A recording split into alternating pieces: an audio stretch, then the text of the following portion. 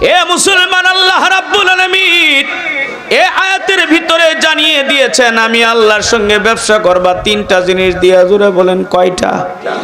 তিনটা জিনিস দিয়ে আমি আল্লাহর সঙ্গে ব্যবসা করবা। এক এক করে আমি আপনাদেরকে বলার চেষ্টা করব ইনশাআল্লাহ।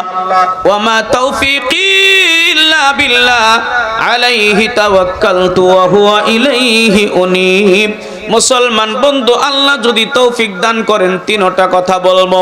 এক নম্বর, আল্লাহ বলেন ইন্নাল্লাযীনা ইয়াতলুনা কিতাবাল্লাহ। ইন্না শব্দটা হরফে মুশাব্বাহ বিল ফাইল। উলামায়ে কেরাম জানেন তাকিদ করার জন্য, বিষয়টার দিকে মনোনিবেশ করার জন্য আল্লাহ রাব্বুল এই শব্দটা ব্যবহার করে থাকেন। আল্লাহ বলেন নিশ্চয়ই নিশ্চয়ই ইন্নাল্লাযীনা ইয়াতলুনা কিতাবাল্লাহ, যারা আমি আল্লাহর কোরআন তেলাওয়াত করবে, আমি আল্লাহর কিতাব তেলাওয়াত করবে। আল্লাহর কিতাব মানে হলো কোরআন। যারা কোরআন তেলাওয়াত করবে তারা আল্লাহর সঙ্গে ব্যবসা করবে। এ মুসলমান বন্ধুগণ, পৃথিবীতে যতগুলো কিতাব আছে, তাওরাত বলেন, জাবুর বলেন, ইনজিল বলেন, হিন্দুদের গীতা বলেন, ত্রিপট বলেন, বৌদ্ধদের গ্রন্থ বলেন, যত গ্রন্থ আছে, কোরআন যেই পরিমাণ তেলাওয়াত হয় পৃথিবীতে এত পরিমাণ কোনো গ্রন্থ তেলাওয়াত হয় না। মুসলমান ভাই, কোরআন কি পরিমাণ তেলাওয়াত হয় এ আপনারা জানেন না? আল্লাহ রাব্বুল আলামিন বলেন দুনিয়ার মানুষ, কোরআন আমি আল্লাহ নাজিল করেছি, হেফাজতের দায়িত্ব আমি নিয়েছি। আল্লাহ বলেন ইন্না নাহনু নাযালনার যিকরা ওয়া ইন্না লাহু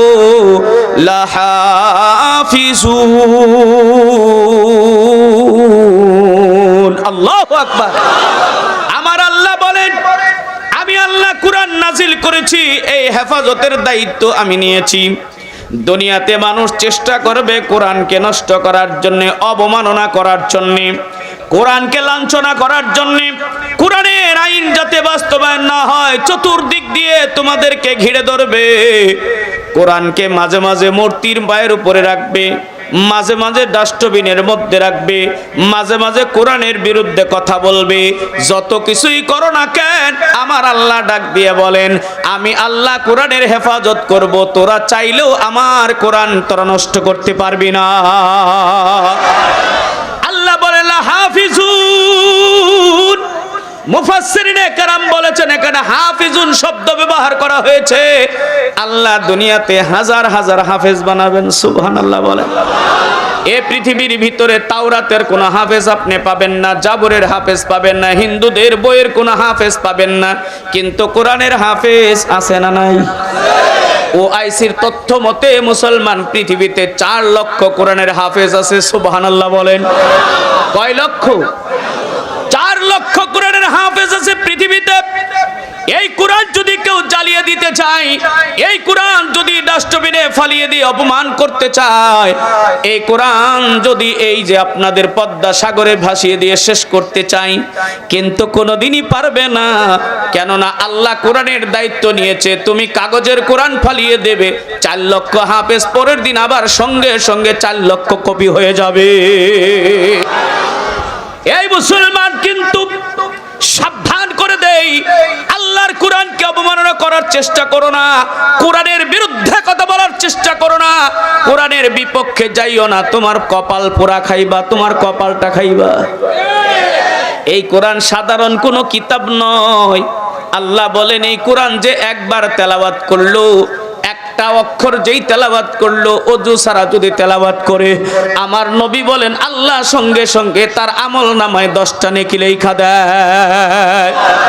কোন ব্যক্তি যদি কোরআন শরীফ ওযু সহ তেলাওয়াত করে, একটা অক্ষর পড়ার সাথে সাথে আল্লাহ 25টা সওয়াব দিয়ে দেয়। কোন ব্যক্তি যদি কোরআন শরীফের নামাজের ভিতরে বসে বসে তেলাওয়াত করে, একটা অক্ষরে আল্লাহ 50টা সওয়াব দিয়ে দেয়। কোন ব্যক্তি যদি কোরআন শরীফটা নামাজের ভিতরে দাঁড়ায় দাঁড়ায় তেলাওয়াত করে, আল্লাহ সঙ্গে সঙ্গে একটা অক্ষরে 100 সওয়াব লেখা দেয়।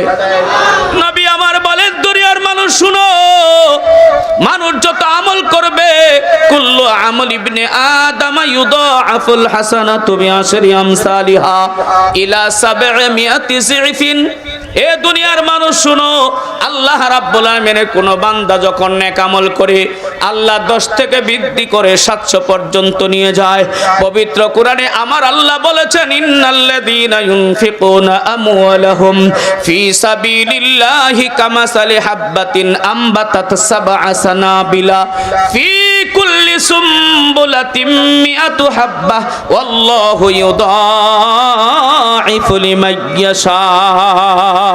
আমার আল্লাহ বলেন, ও দুনিয়ার মানুষ শোনো রে, আমি আল্লাহর কোরআন যখন তেলাওয়াত করবা, তুমি নেক আমল করলা, সবচেয়ে বড় নেক আমল হলো তেলাওয়াতুল কোরআন। জোরে বলেন ঠিক কিনা?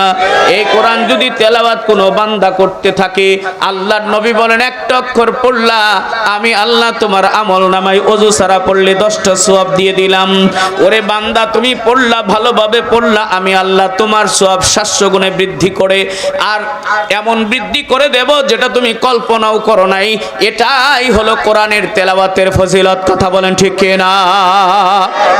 আপনাদেরকে একটা প্রশ্ন করি, রবীন্দ্রনাথ ঠাকুরের কবিতা পড়লে, একটা কবিতা পড়লে কয়টা সওয়াব হবে? হুমায়ুন আজাদের একটা নাটকের বই, উপন্যাসের বই আপনি ফার্স্ট টু লাস্ট পড়বেন, কয়টা সওয়াব পাবেন? পাবেন না? কাজী নজরুল ইসলাম সাহেবের কবিতা যদি পড়েন কয়টা সওয়াব হবে? হবে নাকি? হবে না। কিন্তু কোরআন পড়লে আল্লাহ নবী ডাক দিয়া বলেন, মান ক্বারা হারফাম মিন কিতাবিল্লাহি ফালাহু হাসানাতুন ওয়াল হাসানাতু বিআশরি আমসালিহা। নবী আমার বলেন, যে ব্যক্তি কোরআন পড়লো, আমি আল্লাহ তার আমলনামায় 10টা সওয়াব দিয়ে দিব। আল্লাহ 10টা সওয়াব তার আমলনামায় দিয়ে দিবেন বলে নবী ঘোষণা করেছেন। নবীর কথা সত্য না মিথ্যা? আল্লাহ নবীর কথা কখনো মিথ্যা হইতে পারে না। মুসলমান ভাইরা রে আমার, কোরআন তেলাওয়াত এমন একটা ইবাদত, আপনার যদি মনটা ভালো না থাকে, বড় চিন্তায় থাকেন, আপনি যদি পেরেশান থাকেন, আল্লাহর কসম দিয়ে বলি মুসলমান, কোরআন শরীফটা আপনি বুকের মধ্যে নিয়ে চুমা খায়া কোরআন শরীফটা বুকের মধ্যে কিছুক্ষণ রাখবেন, দেখবেন আপনার যত চিন্তা আছে সব দূর হয়ে যাবে। আমার আল্লাহ ডাক দিয়ে বলে, অনুনাসসিলু মিনাল কুরআনি মা হুয়া শিফাউ ওয়া রাহমাতুল লিল মুমিনিন।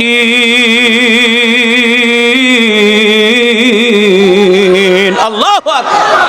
আমার আল্লাহ বলেন, আমি কোরআনটা শেফা বানিয়ে দিয়েছি। শারীরিক আত্মিক যত রোগ আছে, সমস্ত রোগগুলো আল্লাহ কোরআনের মাধ্যমে শেফা দান করতে পারেন না? পারেন না? কোরআন শরীফকে আল্লাহ শেফা বানিয়েছেন। দেখবেন আল্লাহর ওলিরা পানি দেয়, কোরআন শরীফের আয়াত পড়ে পানি দিয়ে দেয়, পানি খাই ভালো হয়ে যায়। কথা বলেন ঠিক না বে ঠিক? সন্তান হয় না, কোরআনের তদবির করে দেয়, সন্তান হয়ে যায়। বিপদের মধ্যে পড়েছে, কোরআন দিয়ে তদবির করে দেয়, কোরআন বিপদ মুক্ত হয়ে যায়। ও মুসলমান, এই জন্য কোরআন তেলাওয়াত করবেন। আর যে বেশি বেশি আল্লাহর কোরআন তেলাওয়াত করবে, আল্লাহর তত বেশি সে প্রিয় লোক হয়ে যাবে। এ মুসলমান বন্ধু, আপনারা শুনেছেন ইমাম আহমদ ইবনে হাম্বল আল্লাহ রাব্বুল আলামিনকে স্বপ্নে 100 বার দেখেছেন। সুবহানাল্লাহ বলেন। কয়বার দেখছেন? ইমাম আহমদ নিজে বলেন, রাআইতু রাব্বি ফিল মানামি মিআতা মাররা, আমি আমার আল্লাহকে স্বপ্নের মধ্যে দেখেছি 100 বার। সুবহানাল্লাহ বলেন।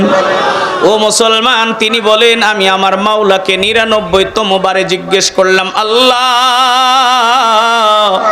কিভাবে তোমার নৈকট্য হাসিল করা যাবে? কোন আমলের মাধ্যমে তোমার নৈকট্য হাসিল করা যাবে, তোমার প্রিয় পাত্র হওয়া যাবে? আল্লাহ রাব্বুল আলামিন ইমাম আহমদ ইবনে হাম্বলকে বলে দিলেন, আল্লাহর গোলাম, আমার যদি প্রিয় পাত্র হতে চাও, আমার যদি প্রিয়তম হতে চাও, তাহলে বেশি বেশি করে বিকাসরাতি তিলাওয়াতিল কোরআন, বেশি বেশি করে কোরআন তেলাওয়াত করলে আমার বেশি আপন হয়ে যাবে। আরে আল্লাহর কোরআন যত তেলাওয়াত করবেন, আল্লাহর তত প্রিয় হয়ে যাবেন। ওই কোরআন শরীফ তেলাওয়াত করলে কত যে লাভ, কত যে কত যে পুরস্কার আল্লাহ দিবেন তার কোনো হিসাব নাই। দুনিয়াতেও যেমন বিপদ মুক্ত থাকবেন, বালা মুসিবত থেকে হেফাজত থাকবেন। এই কোরআন যদি আপনি বুকের মধ্যে সিনার মধ্যে রাখেন আপনার দাম বেড়ে যাবে। এই কোরআন যেই জায়গায় লাগে ওই জায়গার দাম বেড়ে যায়। কথা বলেন ঠিক কিনা? কোরআন শরীফ এই রাত্রে নাজিল হয়েছে, রাত্রের দাম বেড়ে গেছে। কোরআন শরীফ মাসে নাজিল হয়েছে, মাসের দাম বেড়ে গেছে। কথা বলেন ঠিক কিনা? লাইলাতুল কদরে কোরআন নাজিল হয়েছে, লাইলাতুল কদরের দাম বেড়ে গেছে। রমজান মাসে কোরআন নাজিল হয়েছে, রমজান মাসের দাম বেড়ে গেছে। এই মুসলমান, মক্কায় নাজিল হয়েছে, মক্কার দাম বেড়ে গেছে। মদিনায় নাজিল হয়েছে, মদিনার দাম বেড়ে গেছে। যেই নবীর উপর নাজিল হয়েছে ওই নবীর দাম বেড়ে গেছে। এমন একজন নবী রে ভাই, যেই নবীরে সবাই চিনত, গাছে চিনত, মাছে চিনত, এমনকি কুকুর বিড়াল পর্যন্ত আমার নবীরে চিনত। কথা কোন ঠিক না ঠিক? আমি আজকে একটা ইতিহাসের মধ্যে ঘটনা পড়লাম। মুসলমান বন্ধু, একজন ইহুদি নবীর বড় দুশমন ছিল। পৃথিবীর ভিতরে মুসলমানদের 1 নম্বর দুশমন হলো ইহুদিরা। কথা বলো ঠিক কিনা? একজন ইহুদি একটা কুকুর পাললো। ওর নিয়ত হলো কুকুরকে দিয়া মুহাম্মদ রে সাইজ করবে। 2 বছর পর্যন্ত কুকুরটারে সুন্দর করে খাওয়াইলো। খাওয়ানোর পরে এমন ট্রেনিং দিল, যেটাই বলে সেটাই শোনে। কুকুরকে যদি বলে ওকে কামড় দে, সঙ্গে সঙ্গে কামড় দেয়। কুকুরকে যদি বলে এইখানে লাফ দে, পানির মধ্যে লাফ দিয়ে ফেলে। কুকুরকে যদি বলে এটাকে শিকার করে আন, শিকার করে ফেলে। অর্থাৎ পুরা পুষ মানিয়ে ফেলেছে। নিয়তটা হলো এই কুকুরকে দিয়া মুহাম্মদ রে মারবো। জোরে জোরে কন নাউজুবিল্লাহ। এই মুসলমান 2 বছর পর্যন্ত কুকুরকে লালন পালন করলো, বড় করলো, খুব খাওয়াইলো, খুব মোটা তাজা হৃষ্টপুষ্ট বানাইলো। 2 বছর পরে মনে মনে কয় আমার কুকুরটা এখন আমার কথার বাইরে যায় না, এই কুকুর দিয়া মুহাম্মদ রে সাইজ করব। চলে গেল আমার নবীর দরবারে, ডাক দিয়া বলে, ওগো আল্লাহর পয়গম্বর মুহাম্মদ, আপনাকে আমি দাওয়াত দিচ্ছি, আপনি আমার বাড়িতে যাবেন। আপনি যদি আমার বাড়িতে যান, আপনি আমার বাড়িতে খাবার খাবেন, আর আমি আপনার হাতে হাত রেখে কালেমা পড়ে মুসলমান হয়ে যাব। কিন্তু মনে মনে নিয়ত কি? কুকুর দিয়ে নবীকে মারবে। কথা বলেন ঠিক কিনা? এই নিয়ত করে নবীরে দাওয়াত দিয়েছে। আমার নবী এমন একজন ভদ্র মানুষ ছিলেন, দাওয়াত দিলে কোনোদিন না করতেন না। সুবহানাল্লাহ বলেন। এই জন্যে আমাদের হুজুরদেরকে দাওয়াত দেন, হুজুররাও না করে না। কথা কয় না? দাওয়াত খায়, আবার তো খুঁটাও দেন। বলে হুজুররা খালি আমগর বাড়ি খায়। আমার একজন বলে, হুজুর খালি আপনারা আমাদের বাড়ি খান। আমি বলি সমস্যা কি? আমাদের পেটটা আল্লাহ আপনাদের বাড়িতে খাওয়ার জন্যই বানাইছে। কথা কন না কেন? কথা কন না কেন? আপনার বাড়ির, আপনাদের দেশি মুরগি যেই পরিমাণ আমাদের ফেডে আছে, আপনার ফেডে অতটি নাই। কথা কয় না কেন?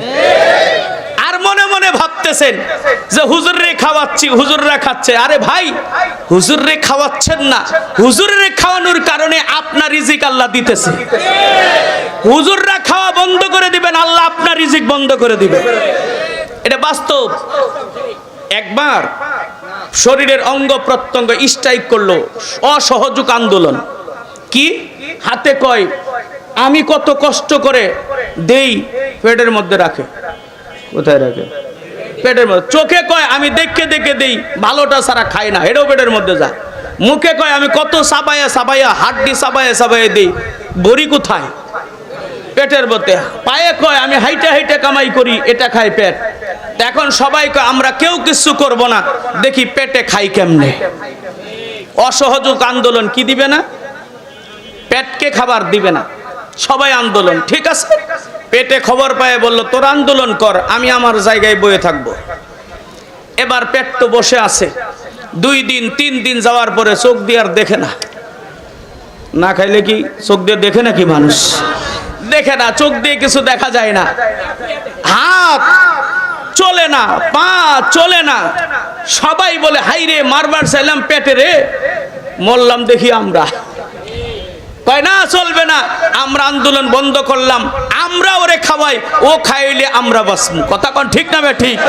হুজুররে খাওয়াইলে আপনারা খাইতে পারবেন, হুজুরের খাওয়া বন্ধ হয়ে গেলে আল্লাহ আপনাদেরকে একটা রিজিকও খাওয়াবে না। কথা বলেন ঠিক না ঠিক? আল্লাহর নবী নিজে বলেন লা তাকুমুস সাআতু হাত্তা ইয়াকুলা ফিল আরদি আল্লাহ আল্লাহ। দুনিয়ার মানুষ শুনো, যেদিন আল্লাহ ওয়ালারা থাকবে না, আলেম ওলামা থাকবে না, আল্লাহকে চিন্নেওয়ালাকে থাকবে না, আল্লাহকে ডাকনেওয়ালারা থাকবে না। ওই দিন মানে আল্লাহ দুনিয়া রাখবো না, দুনিয়া মানুষ সহ ধ্বংস করে দিব। তাহলে হুজুরা খাইলে লাভ আছে না নাই? খোটা দিবেন?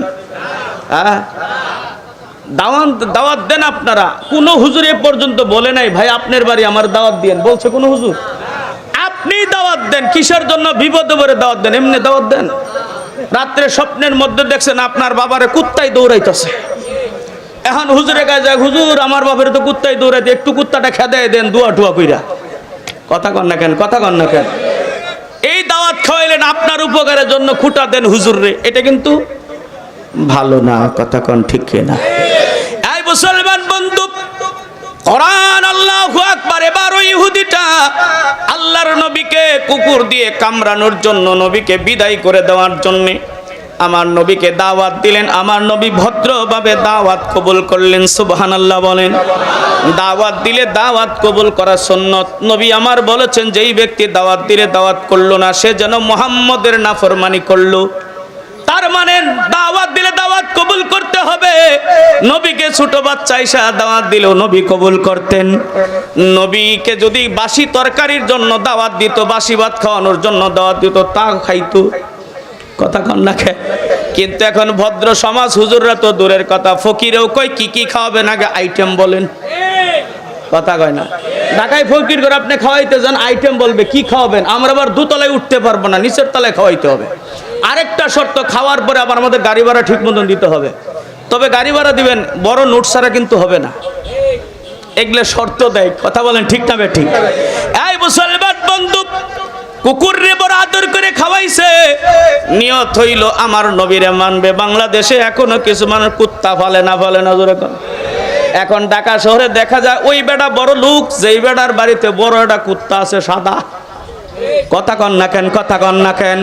আমি গুলশানে ওয়াজ করতে গেছিলাম, এক লোককে দেখলাম এত বড় পেট, খুব বড় একটা পেট। আমি গেছি, শেরপুর থেকে আসছি, আমার বলে হুজুর আপনার ওয়াজ শুনছি, খুব ভালো, ইউটিউবে শুনেছি, অনেক ভালো লেগেছে, আপনার সঙ্গে আমার বুকটা মিলাইতে মন চায়। কি মিলাইতে? বুক মিলাইতে। আমি বুক মিলাইতে যাই, কিন্তু আমি খালি ওর পেটের ভিতরে ঢুকতেছি। আমারে কো হুজুর আপনি পেটের ভিতরে ঢুকেন, বুকের সঙ্গে বুক লাগাবেন না।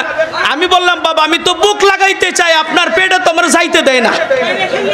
আছে না নাই জোরে বলেন? এই মুসলমান, দেখলাম কুকুর নিয়ে আমার সামনে আসলো, কুকুর নিয়ে গলার মধ্যে হাতের মধ্যে নিয়ে কুকুর নিয়ে আসলো। আমি জিজ্ঞেস করলাম আপনার কুকুরটা কেমন ভাবে লালন পালন করেন? আমারে বলে হুজুর এই কুকুরটার পিছনে কমপক্ষে মাসে 40,000 টাকা খরচ হয়। কত হাজার টাকা? 40,000 টাকা। ভদ্র সমাজে এমনও কিছু মানুষ আছে, মহিলারা আছে, কুকুর নিয়ে ঘুমায়। কথা কন ঠিক না বেঠি? আরে মুসলমান ভাইরা রে আমার, ওই ইহুদির বাচ্চা কুকুর পালছে, ভালো করে খাওয়াইছে, হৃষ্টপিষ্ট করে দিয়ে বলে আল্লাহ এই ইহুদির বাচ্চা তোমার নবীকে চিনে নাই, আমি তো তোমার নবীরে চিনি। তোমার নবীরে কামড় দেওয়ার মতো শক্তি আমার নাই। আল্লাহ তুমি আমার জবান খুলে দাও, আমি যেন এই নবীর উম্মত হয়ে বাঁচতে পারি। আল্লাহু আকবার। একজন রাসূল পাঠাইলেন আল্লাহ সোনার মদিনায়, একজন রাসূল পাঠাইলেন আল্লাহ সোনার মদিনায়। ওগো তাই তো হয় আমি সালাম জানাই নবীজির রওজায়। ওগো তাই তো হয় আমি সালাম জানাই নবীজির রওজায়। একজন রাসূল পাঠাইলেন আল্লাহ সোনার মদিনায়, একজন রাসূল পাঠাইলেন আল্লাহ সোনার মদিনায়। মা আমিনার কোলে নবী এ ধরাতে এলেন তিনি গো। ওগো আব্দুল্লাহর পুত্র নবী সবাইকে জানাই।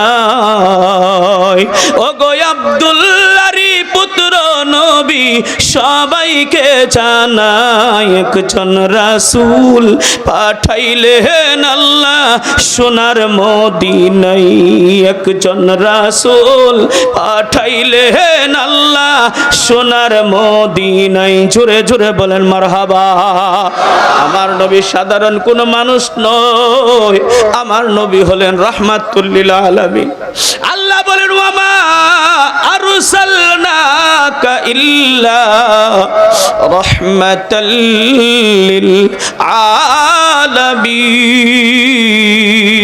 আলামিন আল্লাহু আমার আল্লাহ বলেন আমার নবীকে আমি রহমত করে পাঠিয়েছি কেমন রহমত আমার নবীর পায়খানার মধ্যে রহমত আমার নবীর পেশাবের মধ্যে বরকত আমার নবীর লালার মধ্যে বরকত জোরে বলেন ঠিক না বেঠিক এমন একজন নবী বরকত নবী খন্দকের যুদ্ধে আল্লাহর নবী পরীক্ষা খনন করতেছেন রে মুসলমান খরতক খাল করতেছেন সাহাবায়ে কেরাম অল্প খেজুর খায় খায় কাজ করতেছে সাহাবায়ে কেরাম ক্ষুধার কারণে ঠিক মতন কুদাল মারতে পারে না আল্লাহু আকবার একবার নবীর কাছে এসে সাহাবীরা বলল কাপড় তুলে বলি ইয়া রাসূলুল্লাহ দেখেন দেখেন তাকাইয়া আমরা ক্ষুধার তাড়নায় পেটের মধ্যে পাথর বেঁধেছি নবীর আবার চোখ দিয়ে পানি বের হয়ে গেল আল্লাহর নবী কান্দার বলে সাহাবীরা রে তোমরা একটা করে পাথর বেঁধেছো মনে করেছো আমি বেশি করে খেয়েছি না না একটু আমার দিকে তাকায় দেখো আল্লাহর নবী পাঞ্জাবিটা যখন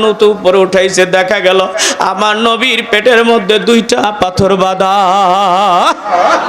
এই মুসলমান আল্লাহর নবীর এমন কষ্ট দেখা সাহাবীদের এত কষ্ট দেখা ওই কাজের মধ্যে নিযুক্ত ছিল হযরতে জাবের রাদিয়াল্লাহু তাআলা আনহু জাবের রাদিয়াল্লাহু তাআলা আনহু ডাক দিয়ে বলেন ইয়া রাসূলুল্লাহ আমাকে অল্প সময়ের জন্য সময় দিবেন নি আমি একটু বাড়িতে যাব আর চলে আসব আল্লাহর নবী বললেন যাও তুমি কি জন্য যাইতে যাও কয় হুজুর আমাকে আপনাকে বলবো না আমার একটু অনুমতি দেন আল্লাহর নবী সাল্লাল্লাহু আলাইহি সাল্লামের সাহাবী চলে গেলেন বাড়িতে গিয়ে বিবিকে বললেন প্রাণের বিবি রে আমি দেখে আসলাম আমার নবী বড় ক্ষুধার্ত সাহাবীরা বড় ক্ষুধার্ত আজকে যদি নবীকে কিছু খাওয়ানো যাইতো নবী বড় খুশি হয়ে যাইতো আমার নবীর ক্ষুধা দেইখা পেটে পাথর বাঁধা দেইখা আমি সহ্য করতে পারি নাই বিবিরা কিছু আসেনি আমার নবীকে দাওয়াত খাওয়ানো যাবে নি আল্লাহর নবীর সাহাবীর বিবি ডাক দিয়ে বলো ওগো প্রাণের স্বামী ঘরের মধ্যে মাত্র এক সা জব আছে এক সা জব মানে 3.5 কেজি জব আছে ইয়া আমার স্বামী 2 নম্বর একটা বকরির বাচ্চা আছে হযরতে জাবের ডাক দিয়ে বলে বিবি এটা দিয়েই চলবে আমার নবীর পেটটা ভরানো যাবে হযরতে জাবের রাদিয়াল্লাহু তাআলা বকরির বাচ্চাটা জবাই করে দিলেন দৌড়ে চলে গেলেন আল্লাহর নবীর কাছে ডাক দিয়ে ইয়া রাসূলুল্লাহ আপনার এই ক্ষুধার্ত দেখে আমার বড় কষ্ট লাগতেছে তবে আমার সবাইকে খাওয়ানোর মতো তো সামর্থ্য নাই 3000 সাহাবীরা কাজ করতেছে এদের সবাইকে খাওয়ানোর মতো আমার সামর্থ্য নাই নবী গো আপনি আর 2-4 জন সাহাবী নিয়ে যদি আপনি আমার বাড়িতে যাইতেন ও নবী আমি আপনাকে সুন্দর করে পেটটা ভরে চিট্টে খাওয়াইতাম নবী আমার ডাক দিয়ে বলেন ঠিক আছে আমি তোর কাছে যাব এই কথা বলে নবী সমস্ত সাহাবীদেরকে ডাক দিয়ে বললেন সাহাবীরা রে তোমরা সুসংবাদ গ্রহণ করো জাবের তোমাদেরকে দাওয়াত দিয়েছে আমরা সবাই জাবেরের বাড়িতে দাওয়াত খাবো হযরত জাবের আশ্চর্য হয়ে গেল একটা মাত্র বকরি 3.5 কেজি মাত্র জব এ দিয়ে 3000 সাহাবীর কিভাবে খাবার হবে আমি নবীকে আস্তে আস্তে বললাম নবী তো জোরে বলে দিয়েছে জাবেরা সহ্য করতে পারেন দৌড়ে বাড়িতে গিয়ে বিবিকে ডাক দিয়ে বলে বিবি রে আমি আস্তে আস্তে বললাম নবীকে 2-4 জনকে নেওয়ার জন্য কিন্তু নবী বলল সবাইকে নিয়ে যাবে বিবি মাথার মধ্যে হাত দিয়ে কয় সর্বনাশটা করছো সবাই যদি চলে আসে এইগুলো দিয়ে তো খাবার হবে না এইগুলো দিয়ে খাবার হবে না অপমান করা হবে মেহমানকে হযরতে জাবের ডাক দিয়ে বলে বিবি তুমি কোনো চিন্তা করো না সেই রাহমাতুল লিল আলামিন দাওয়াত দিয়েছে আমি আমার সামর্থ্যের কথা বলেছি আর বেশি আমার কাছে নাই আমার দিলে সাক্ষী দেয় নবীর বরকতে এই সামান্য দিয়াই 3000 সাহাবীর খাবারের ব্যবস্থা হয়ে যাবে সাহাবীদের ঈমান আর আমাদের ঈমান কি সমান কথা বলেন আকাশ পাতাল সমান ব্যবধান আমাদের আর সাহাবীদের ঈমান কথা বলেন ঠিক না ঠিক? কিছু কুলাঙ্কারের বাচ্চা আছে সাহাবীদেরকে গালি দেয়, আছে না নাই জোরা বলেন? সাহাবীদের পায়ের ধুলা পর্যন্ত মর্যাদা কারো কোনো ওলিয়া উলিয়ার নাই, কথা বলেন ঠিক কিনা? আব্দুল কাদের জিলানী রহমতুল্লাহকে জিজ্ঞেস করা হয়েছিল, আপনি বেশি দামি নাকি আমিরে মুআবিয়া দামি? একদল আছে মুআবিয়া রাদিয়াল্লাহু তাআলা আনহুকে কাফের পর্যন্ত বলেন, কথা বলেন আছে না নাই? এরা নিঃসন্দেহে কাফের, কারণ হযরতে আমিরে মুআবিয়া রাদিয়াল্লাহু তাআলা আনহু নবীর ওহী লেখকদের একজন কাতেবে ওহী ছিলেন, কথা বলেন ঠিক কিনা? বিশ্বাস না হয় বেদায়ে ওয়ান নেহার মধ্যে দেখেন 21 নম্বর যেই সাহাবী নাম তিনি বর্ণনা করেছেন তিনি হলেন হযরতে আমিরে মুআবিয়া রাদিয়াল্লাহু তাআলা এবং ইসলামের সর্বপ্রথম নৌবহরে যিনি যুদ্ধ করেছেন। আর আল্লাহ রাসূল বলেছেন যেই ব্যক্তি সর্বপ্রথম নৌবহরে যুদ্ধ করবে আল্লাহ তার জীবনের সব গুনাহ মাফ করে জান্নাতি বানিয়ে দিবে। আর এই নৌবহরে সর্বপ্রথম যুদ্ধ করেছেন হযরত আমিরে মুআবিয়া রাদিয়াল্লাহু তাআলা আনহু। আব্দুল কাদেরকে জিলানী জিজ্ঞেস করা হলো, হুজুর আপনার মর্যাদা বেশি না আমিরে মুআবিয়ার মর্যাদা বেশি? হযরতে আব্দুল কাদের জিলানী রহমতুল্লাহ চোখের পানি ফলায়া বলতেন, কার সঙ্গে কার তুলনা দাও? ওরে আমার ভাইরা তোমরা শুনে রাখো, হযরতে আমিরে মুআবিয়া যেই ঘোড়া নিয়ে যুদ্ধ করার জন্য গিয়েছেন, ইসলামের জন্য জিহাদ করতে গিয়েছেন, ওই ঘোড়ার পায়ের ধুলার যেই দাম ওর মতো দামও আমি আব্দুল কাদেরের নাই। এই মুসলমান আল্লাহর গোলাম, সাহাবীদের ঈমান হলো ভালো ঈমান। এই জন্য আল্লাহ বলেছেন ওয়া ইযা কিলা লাহুম আমিনু কামা আমানান নাস ক্বালু আনুমিনু কামা আমানাস সুফাহা। অন্য জায়গায় আল্লাহ বলেছেন ওয়া ইন আমানু বিমিসলি আমানতুম বিহি ফাকাদ ইহতাদাউ ওয়া ইন তাওয়াল্লাউ ফাইন্নাহুম ফি শিকাক। কিয়ামতের ময়দানে আল্লাহ রাব্বুল আলামিন সাহাবীদের ঈমানকে কোষ্ঠী পাথর বানাইয়া সাহাবীদের ঈমানের যাচাই করে যদি আমাদের ঈমান হয় ওই ঈমান আল্লাহর কাছে কবুল হবে, কথা বলো ঠিক কিনা? মুসলমান ভাইরা রে, আমার বিবিকে ডাক দেন, বিবি নো চিন্তা নো চিন্তা, চিন্তা করো না, নবী আসতেছে, নবী ব্যবস্থা করবে। আল্লাহ নবী বলে দিলেন জাবের তোমার রান্না শুরু করেছে? কয় রান্না শুরু করেছে। কয় রান্না হয়ে গেছে? ক হয়ে গেছে। আল্লাহ নবী বলেন দুইটা পাতিলের মধ্যে সুন্দর করে গোশতগুলো রাখো, রুটিগুলোকে রাখো, আমি না বলা পর্যন্ত পরিবেশন করবেন না। নবী আমার তখন চলে গেলেন, জাবেরের বিবিকে ডাক দিয়ে বললেন কোথায় তোমার গোশতের পাতিল আনো। গোশতের পাতিল আনা হলো, আল্লাহর নবী একটু লালা, মুখের লালা গোশতের পাতিলের মধ্যে লাগাইয়া দিলেন, আর একটু লালা নিয়ে মুসলমান রুটির মধ্যে লাগাইয়া দিলেন। সুবহানাল্লাহ। আল্লাহ নবী বলে দিলেন ও জাবেরের স্ত্রী, খবরদার খবরদার, পাতিলের ঢাকনা পরিপূর্ণ খুলবা না, তুমি একটু থেকে খালি একজন আসবে আর তুমি যাইবা। সাহাবায়ে কেরামদেরকে বললেন ও সাহাবীরা তোমরা তাড়াতাড়ি করে ওযু করো, ভালো করে সুন্দর করে হাত ধুয়ে তোমরা লাইন ধরে দাঁড়াইয়া সুন্দর করে একটা রুটি আর সুন্দর করে একটু ঝোল নিয়ে যাবা, তরকারি নিয়ে যাইবা। আল্লাহর নবী নিজে পরিবেশন করলেন রে মুসলমান। একজন সাহাবী আসতেছে, একটা করে রুটি আর কিছু গোশত দিয়ে বিদায় করে দেওয়া হচ্ছে। সাহাবীরা সুন্দর করে বসে বসে মুসলমান বন্ধু বিসমিল্লাহ বলে খানা খাইলো। একটা রুটি সামান্য গোশত খেয়েছে, পেটটা ফুটবলের মতো ভরে গেছে। আরো জোরে কোন সুবহানাল্লাহ। মুসলমান ভাইরা রে আমার, সমস্ত সাহাবায়ে কেরামের খাবার হয়ে গেল। ডাক দিয়া বললেন জাবের তুমি কি খেয়েছো? বলে না আমি খাই নাই, আমার বিবিও খাই নাই, আমার সন্তানও খাই নাই। নবী আমার ডাক দিয়ে বলেন তোমার বিবির জন্য একটা রুটি নিয়ে যাও, তোমার সন্তানের জন্য একটা একটা করে রুটি নিয়ে যাও, তোমার জন্য একটা রুটি নিয়ে যাও, আর আমি একটা রুটি নিলাম। নবী সবকিছু পরিবেশন করে ওটা আবার ঢেকে দিলেন সুন্দর করে। নবীর সাহাবীরা নবী খায়া চলে গেল। জাবের রাদিয়াল্লাহু তাআলা আনহু বলেন আল্লাহর কসম, নবী যাওয়ার পরে আমি আবার তাকায়ে দেখি যেই পরিমাণ গোশত ছিল এই পরিমাণই আছে, যতগুলো রুটি হয়েছিল ওই পরিমাণও আছে, একটাও কমে নাই। সূরা বলো সুবহানাল্লাহ। এমন রহমাতুল লিল আলামিন আল্লাহ বলেছেন আমি রহমাতুল লিল আলামিন করেছি আমার বন্ধুকে। আল্লাহ হলেন রব্বুল আলামিন আর আমার নবী হলেন রহমাতুল লিল আলামিন। তার মানে হলো আল্লাহর আল্লাহগিরি যে পর্যন্ত চলবে, আমার নবীর নবীর নবুয়ত গিরিও সেখানে চলবে। মুসলমান ভাইরা রে, ওই নবীর উপর কোরআন নাজিল হয়েছে, ওই কোরআনের দাম আছে না নাই জোরে বলেন? যেই ব্যক্তি কোরআন সিনার মধ্যে রাখলো তার দাম আছে না নাই? কি বলবো রে ভাই, সময় আমার কম, লম্বা আলোচনা করার সুযোগ নাই। এবার একটু আপনাদেরকে বলে দুনিয়ার লাভ তো বুঝলেন, যেই কোরআন পড়ে তার দাম বাড়ে। একজন হাফেজ কোরআন মুখস্থ করেছে, তার দাম বেড়ে গেছে। রাস্তা দিয়ে হেঁটে গেলেও মানুষে সালাম দেয়, কবরের পাশ দিয়ে গেলেও কবরের আযাব বন্ধ হয়। জোরে জোরে বলো ঠিক কি না?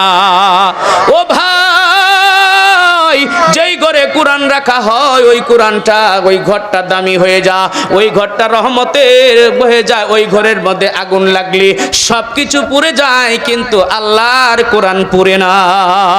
কথা বলেন ঠিক না বে ঠিক? এই মুসলমান বন্ধু, এটা দুনিয়ার লাভ, আর অনেক লাভ আছে, বলতে গেলে অনেক সময় লাগবে, বলতে পারলাম না। এবার একটু আখিরাতের লাভ আপনাদেরকে শোনাই। যেই ব্যক্তি কোরআনের হাফেজ হয়ে গেল, অনেকগুলো হাদিস আছে, সব হাদিস আমি বলবো না। একটা হাদিস যেটা পড়েছি ওই হাদিসটা বলতেছি, কিয়ামতের ময়দানে আল্লাহ রাব্বুল আলামিন একজন হাফেজে কোরআনকে ডাক দিবেন। ভালো করে কথাটা বুঝেন। মনে করেন ছেলেটার নাম আব্দুল্লাহ, জোরে বলেন নাম কি? হাফেজ আব্দুল্লাহ যখন আখিরাতের ময়দানে যাবে, আল্লাহ হাফেজ আব্দুল্লাহকে ডাক দিয়ে বলবেন, হাফেজ আব্দুল্লাহ কোরআন শরীফ তেলাওয়াত কর। হাফেজ আব্দুল্লাহ বলবে, আল্লাহ তোমার কোরআন, তোমার কালাম তোমার সামনে কেমন করে পড়ব? আল্লাহ বলবেন, ওরে আমার গোলাম, আমার কালাম তোর জবান থেকে আমি শুনতে চাই। সুবহানাল্লাহ বলে। একটি হাদিসের মধ্যে এসেছে, আল্লাহ যারা কোরআন তেলাওয়াত করে, আল্লাহ তাদের দিকে যেমন ভাবে মনোযোগ দিয়ে তাকিয়ে থাকেন, এরকম কোনো কিছুর দিকে আল্লাহ তাকিয়ে থাকেন না। শুধু তাই নয় রে মুসলমান, একটা বাস্তব শোনায়ে দেই। আপনারা যখন কোরআন শরীফ পড়তে কোনো মানুষকে দেখেন, দেখবেন কোরআন পড়তে গেলে এরকম ঝুলে না, ঝুলে না? কথা বলেন না কেন? পত্রিকা পড়তে গেলে ঝুলে না, ঝুলে না।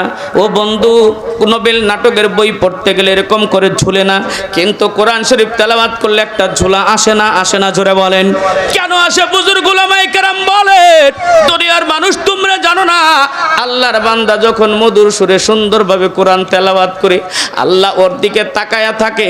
শুধু তাই নয়, আল্লাহ তার কুদরতি হাত দিয়া ওই বান্দার পিঠের মধ্যে হাতটা দিয়ে আল্লাহ ধুলনা দিতে থাকে। এই জন্য কোরআন পড়তে গেলে ঝুলতে হয়। ও মুসলমান বন্ধুগণ, আল্লাহ রাব্বুল আলামিন বলবেন, ওরে আব্দুল্লাহ তুই যে দুনিয়াতে কোরআন তেলাওয়াত করেছিস কত সুন্দর আওয়াজে, যে সুন্দর আওয়াজে কোরআন তেলাওয়াত করার কারণে বিশ্বের মধ্যে বাংলাদেশ ফার্স্ট হয়েছে। কথা বলো ঠিক না বেঠি? পৃথিবীর কোন রাষ্ট্রই মুসলমান বন্ধু 1 নম্বর পুরস্কার নিতে পারে নাই। কোরআন শরীফের বিশ্বের ভিতরে আমাদের বাংলাদেশ 1 নম্বর হয়েছে। কথা বলো ঠিক কিনা? এই মুসলমান আল্লাহর গোলাম, আল্লাহ পাক ডাক দিয়ে বলবেন, বান্দা আমি তোর কাছে কোরআন তেলাওয়াত করব, তেলাওয়াত কর। একটা করে আয়াত তেলাওয়াত করবে, তার জন্য জান্নাতের একটা তালা হয়ে যাবে। সুবহানাল্লাহ বলে। আল্লাহর নবী বলেন, ইকালু লিসাহিবিল কুরআনি ইকরা ওয়ারতাকি ওয়ারাতিল কামা কুনতা তুরাতিলু ফিদ দুনিয়া ফা ইন্না মানজিলাতাকা ইনদা আখিরি আয়াতিন তাকরাউহা। গোলাম রে, কোরআন পড়তে থাক। গোলাম কোরআন পড়বে, একটা আয়াত পড়বে একটা তালা হয়ে যাবে, একটা আয়াত পড়বে একটা তালা হয়ে যাবে। হইতে হইতে 6666টা যখন আয়াত তেলাওয়াত করবে, আল্লাহ ওই গোলামের জন্য, হাফেজে কোরআনের জন্য 6666টা তালা বিশিষ্ট একটা জান্নাত বানায়া দিবে। আল্লাহ পাক ডাক দিয়ে বলবেন, আমার গোলাম যা যা যা, আমি আল্লাহ তোর জন্য 6666টা তালা বিশিষ্ট একটা জান্নাত বানাইছি, তুই চলে যা। এবার বান্দাটা হাফেজে কোরআন আব্দুল্লাহ যাইতে থাকবে। কিতাবের মধ্যে উলামায়ে কেরাম বলেন, মুহাদ্দিসিনে কেরাম বলেন, আল্লাহু আকবার, আব্দুল্লাহর একটা পা জান্নাতের ভিতরে যাবে, আর একটা পা জান্নাতের বাইরে থাকবে। চিৎকার মেরে বলবে, আল্লাহ, যেই মা বাবা কষ্ট করে আমারে কোরআনে হাফেজ বানাইলো, আমি আজকে এত 6666টা তালা বিশিষ্ট, এক একটা তালার পরিমাণ হলো এই দুনিয়ার সমান। জোরে জোরে বলেন সুবহানাল্লাহ। আয় আল্লাহ, এত বড় জান্নাত পাইলাম, আমার মা জানি কোথায়, আমার বাবা জানি কোথায়। আমার মা বাবার ছাড়া আমি কেমনে জান্নাতে যাব? মা বাবা যদি টাকা না দিত, পয়সা না দিত, মেহনত না করত, আমি তো দুনিয়াতে কোরআনের হাফেজ হইতে পারতাম না। আল্লাহ, এই মুহূর্তে আমার মা বাবারে আমার সামনে এনে দাও। আল্লাহ রাব্বুল আলামিন তখন ডাক দিয়ে বলেন, ফেরেশতারে দেখো ওর বাবা মা কোথায়? ফেরেশতা বলবে, আল্লাহ ওর মা বাবার অপরাধের কারণে ওরা জাহান্নামের আগুনে জ্বলতেছে। আল্লাহ পাক ডাক দিয়ে বলবেন, ফেরেশতা আর দেরি করিস না, বিলম্ব করিস না, আমার বান্দা বেহেশতে ঢুকতে চাচ্ছে না মা বাবাকে ছাড়া। তাড়াতাড়ি করে ডাক দে, ওর মা বাবাকে বের কর, ওই আমার গোলামের সঙ্গে তার মা বাবাকেও জান্নাতে ঢুকাইয়া দে।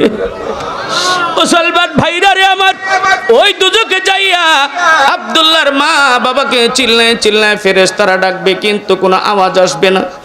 যেই মানুষগুলোর সন্তানের নাম আব্দুল্লাহ হবে, সবাই খালি একজন আরেকজনের দিকে চেয়ে চেয়ে থাকবে আর মনে মনে আফসোস করবে, আমার সন্তান আব্দুল্লাহ, আমার কি এত বড় ভাগ্য হয়েছে নাকি যেই সন্তানের কারণে আজকে আমার জন্য জান্নাতের ফয়সালা হয়ে যায়। দাঁড়াবে না, দাঁড়াবে না, ফেরেশতা ডাকার পরে বলবে, আল্লাহ একটা বান্দাও তো দাঁড়াচ্ছে না, কোথায় আব্দুল্লাহর মা, কোথায় আব্দুল্লাহর বাবা, আমরা তো পাচ্ছি না। আল্লাহ পাক বলবেন, ওই জাহান্নামের ভিতরে আছে, এবার গ্রামের নাম ধরে ডাক দে, মা বাবার নাম ধরে ডাক দে। এবার ডাক দিবে ওই পশ্চিম চর নারিশা পশ্চিম চর নিবাসী আব্দুল করিমের ছেলে আব্দুল্লাহ, রহিমা খাতুনের ছেলে আব্দুল্লাহ। এইবার যখন গ্রামের নাম ধরে বাবার নাম ধরে যখন ডাক দিবে, সঙ্গে সঙ্গে ওই দুজক থেকে আব্দুল্লাহর মা বাবা দাঁড়িয়ে যাবে। এই মুসলমান বন্ধু, বলা হবে তোমরা বের হয়ে আসো, তোমাদের জন্য জান্নাতের ফয়সালা হয়ে গেছে।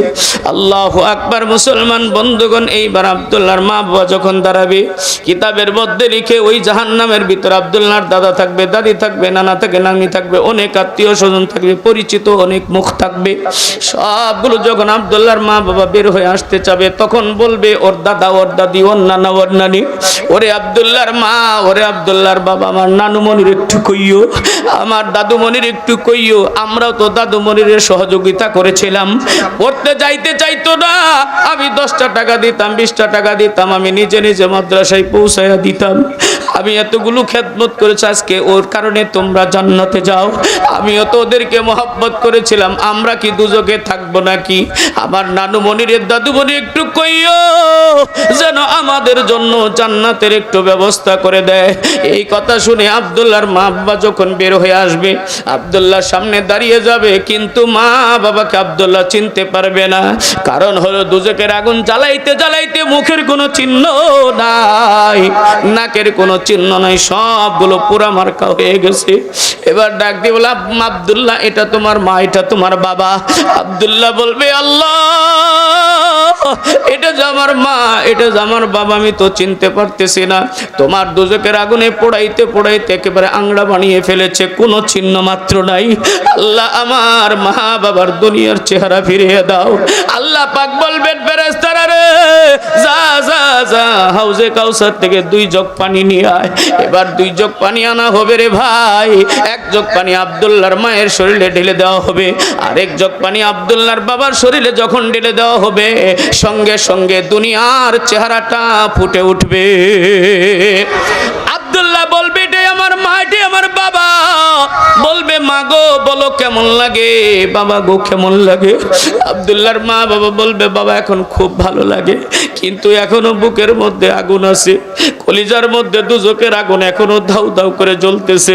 মুসলমান ভাইরা রে আমার, কি চিন্তা করেন আপনারা জানি না।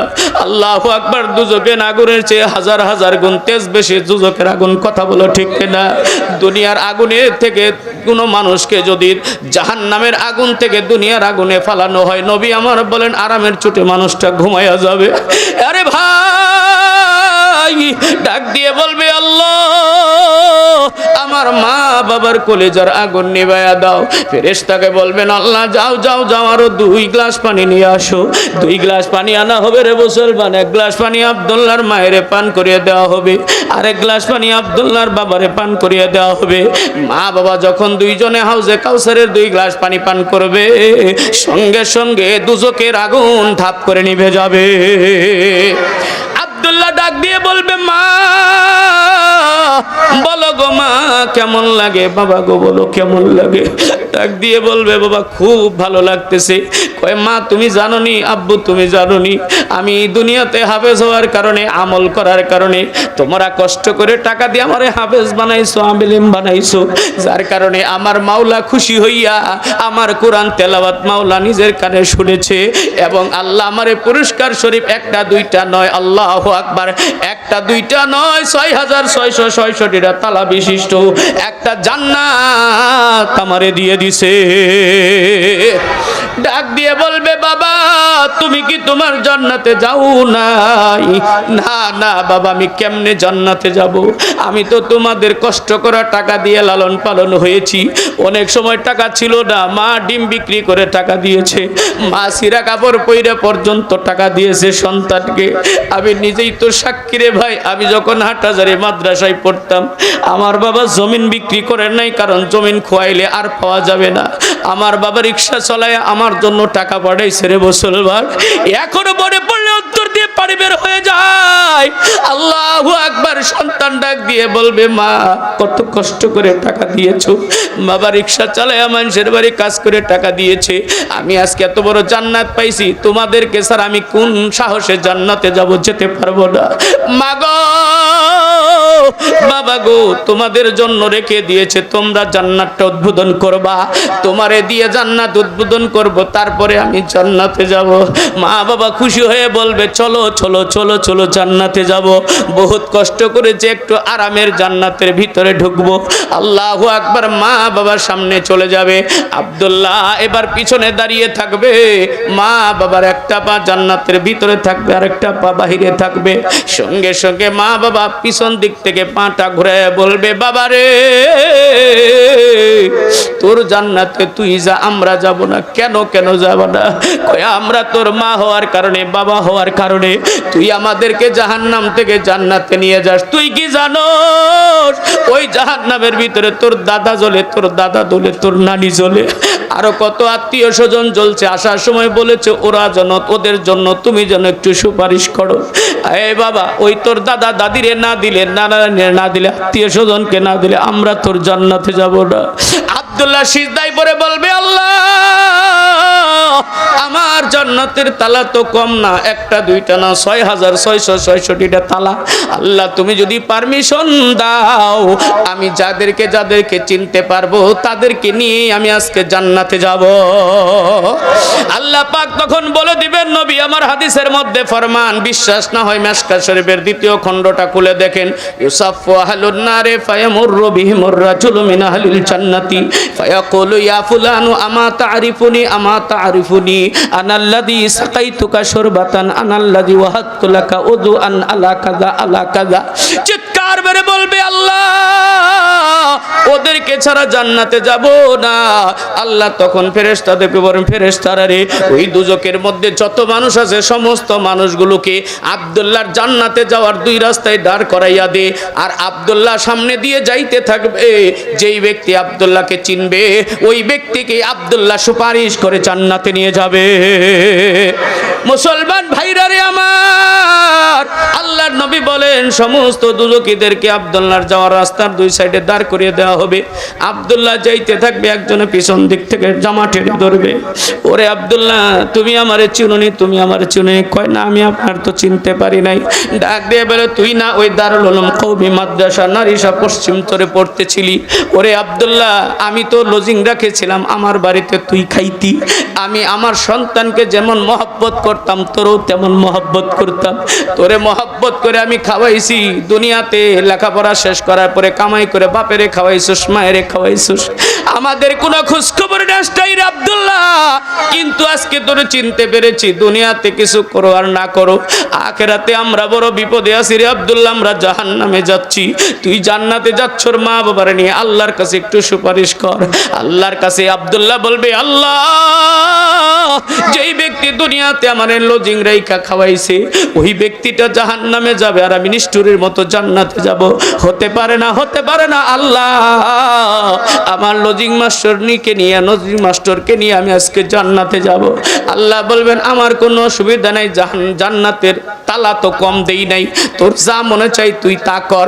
আরেক ব্যক্তি জামা টেনে ধরবে, ওরে আব্দুল্লাহ তুমি আমারে চুলনি কয়ডা, ওরে আব্দুল্লাহ তুই যখন লজিং বাড়ির থেকে মাদ্রাসা আসার পথে তোর যখন ওযু করার পানি ছিল না, অথবা বড্ড তোর পানির পিপাসা লেগেছিল রে আব্দুল্লাহ, আমার কাছে বলছিলি এক বদনা পানি দিবেনি, আমি এক বদনা সুন্দর করে গাছটা পরিষ্কার করিয়া অথবা বদনা দিয়ে তোরে পানি দিয়েছ, ওই পানি দিয়ে ওযু করেছস, খেয়েছস, তোর দুনিয়ার ইবাদত বন্দি করেছস, দিলটাকে সান্ত্বনা দিয়েছস। ওরে আব্দুল্লাহ আজকে তুই আমার একটু উপকার কর, একটু মাওলারে কয় আমারে যেন একটা জান্নাতের ব্যবস্থা করে দেয়।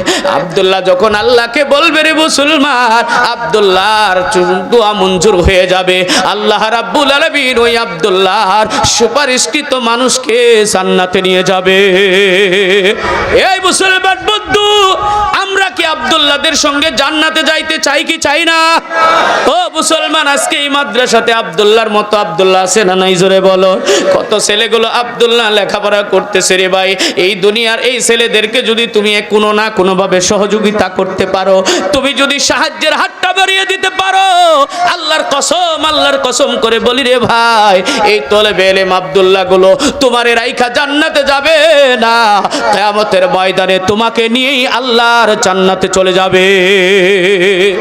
আমরা আব্দুল্লাহদের সুপারিশ চাই কি চাই না? জোরে বলেন। কারা কারা চাই দুইটা হাত তুলে দেখাই, লিল্লাহে তাকবীর।